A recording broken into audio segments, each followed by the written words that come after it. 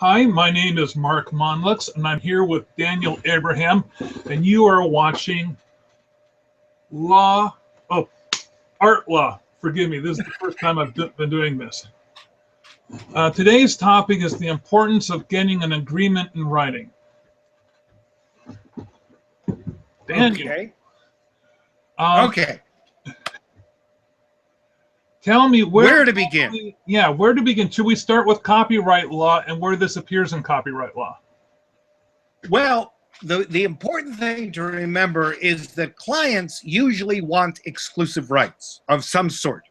The important thing to remember there is that exclusivity does not mean all rights, which means, for example, you can license something to a greeting card company, and they want to be the only greeting card company in the universe that has the right to make a greeting card out of your image.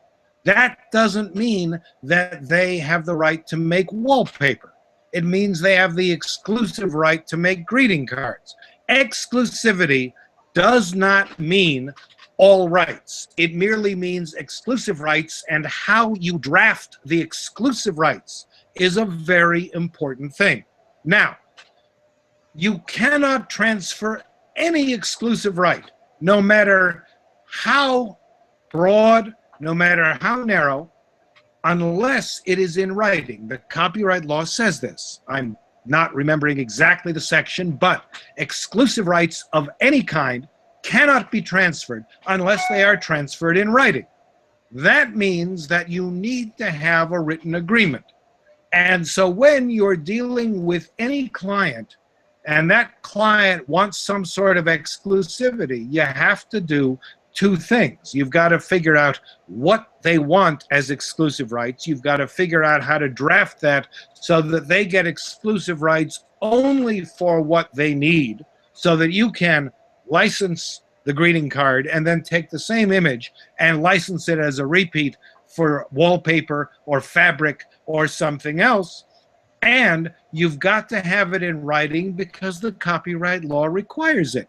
You, Mark, you and I actually some years back were talking about this, where you were saying that you've spoken to clients and said to them, I'd love to give you the exclusive rights you want, but I can't do it without your signing an agreement, right?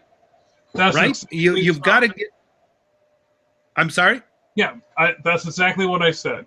And that when exactly. I talk to clients that way, that this is on your behalf, they really perk up and they understand the benefit of having a written agreement.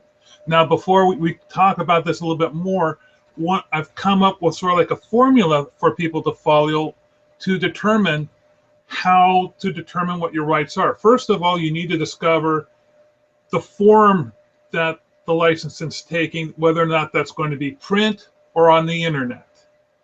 And if it's going to be print, then you have to decide what type. So I call that media. Then I look for the medium. Is it going to be a brochure? Is it going to be a postcard? Is it going to be a billboard? Then I talk about quantity. How many of these things are going to be printed? Then I talk about geography. Where are these things going to be printed and distributed? Then I talk about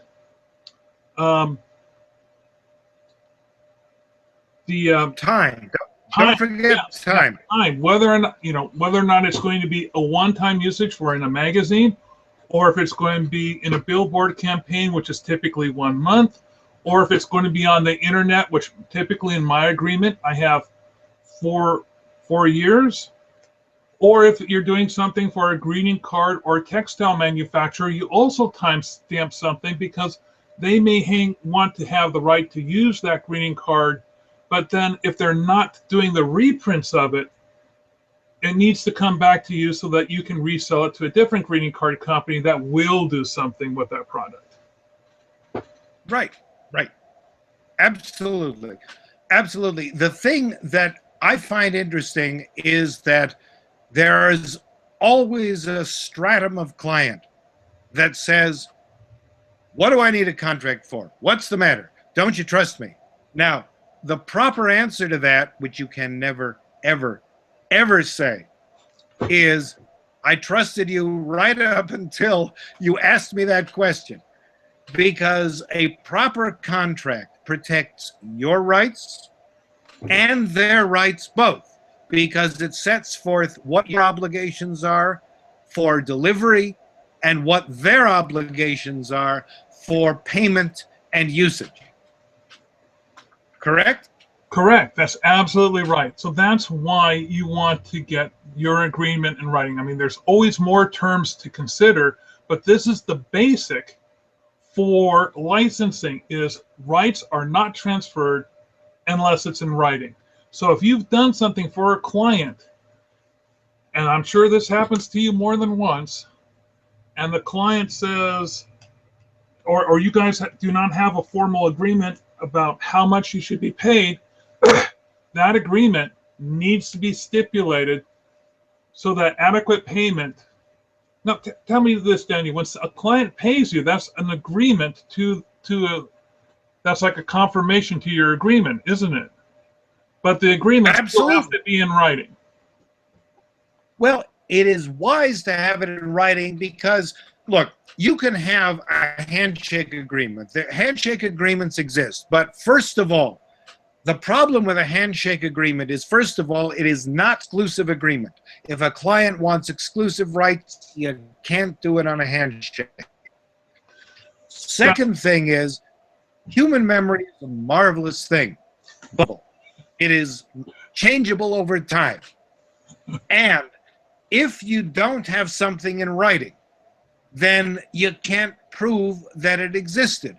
You have a contract. What a contract is nothing more than a written memorandum of a magical instant in time when two minds meet and two minds think as one.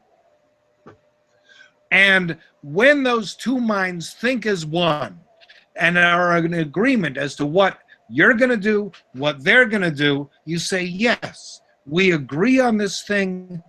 We are going to do it, and this is how and why and where we're going to do it.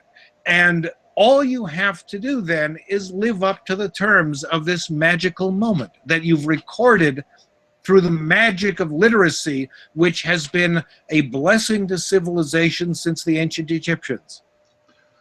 I would like to point out that one of the ways that I explain things like this to my client is that if a person approached an architect and said, hey, I want to buy a house, but refused to give any type of details of like where the house is to be built or how many rooms, they say, no, just go ahead and build me the house. It wouldn't be long before you're calling 911. And yet this is what happens in graphic design all the time. So if I explain, a contract is basically a blueprint of how the project's going to get done. Absolutely. That's beautiful. That's beautiful. Now, on that note, I'm going to call this. I think this is good for our first session. And we'll see you guys all next time. Thank you, Mark.